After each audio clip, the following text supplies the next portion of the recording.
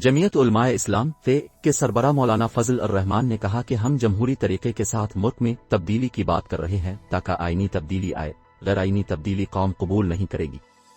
मुल्तान में मीडिया से गुफ्तगू करते हुए मौलाना फजल अर्रहमान ने कौम से अपील की कि वो आइंदा आने वाले जुमा को पूरे मुल्क में यौम हिजाब मनाएं। उन्होंने कहा कि इसका मकसद हिंदुस्तान में हिजाब की लाज रखने वाली बच्ची को खराज तहसीन पेश करना है और मजहबी आज़ादी के दावेदार होने के बावजूद दुनिया में मुसलमानों से हक छीनना और इंतहा पसंदी करार देने की सोच को शिकस्त होनी चाहिए।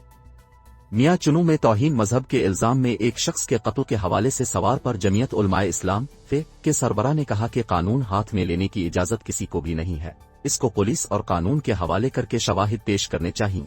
ये रियासत में रियासत बनने वाली बात है।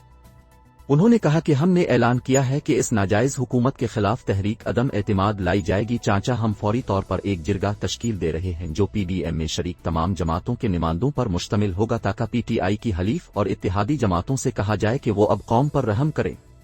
उनका कहना था कि हम इत्तेहादियों से कहेंगे कि मुल्क डूब रहा है और आपको अपने इक्तदार की फिक्र है, लिहाजा कौम का साथ दें, बहुत हो गया है। इब्तिदाई तौर पर हमारे राब्ते कामयाब रहे हैं और ये बड़ा अच्छा मौका है कि हम कौम को वोट की अमानत वापस करें।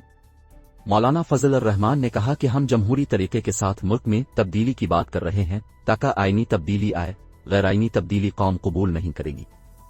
उन्होंने कहा कि जब हम चोरी किए गए वोट से आने वाले नाजायज हुकूमत को कबूल नहीं कर रहे तो फिर आइन और निजाम को समेटने और दफन करने की इजाजत कैसे दे सकते हैं। उनका कहना था कि बिजली की कीमत में फिर इजाफा किया गया है और मैं हैरान हूं कि जब इस किस्म के बड़े बड़े घपले हो रहे हैं तो ऐसे में तमगे भी तकसीम किए जा रहे हैं।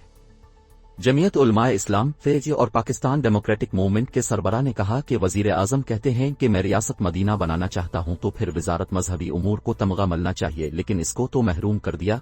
कहते हैं कि हमने खारजा पॉलिसी बहुत अच्छी बनाई है तो फिर शाह महमूद को क्यों महरूम रखा।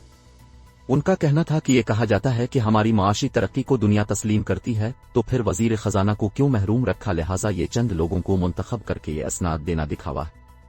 उन्होंने कहा कि बज़ाहिर ये इशारे मिल रहे हैं कि वो अपने आकाओं पर भी बोझ हैं, वो अपने किसी भी दोस्त और दुश्मन को मुतमईन नहीं कर सके हैं और अपनी नाकाम कारकर्दगी की बुनियाद पर सब मुत्तफिक हैं कि कौम को इस किस्म के लोगों से निजात दिलाई जाए।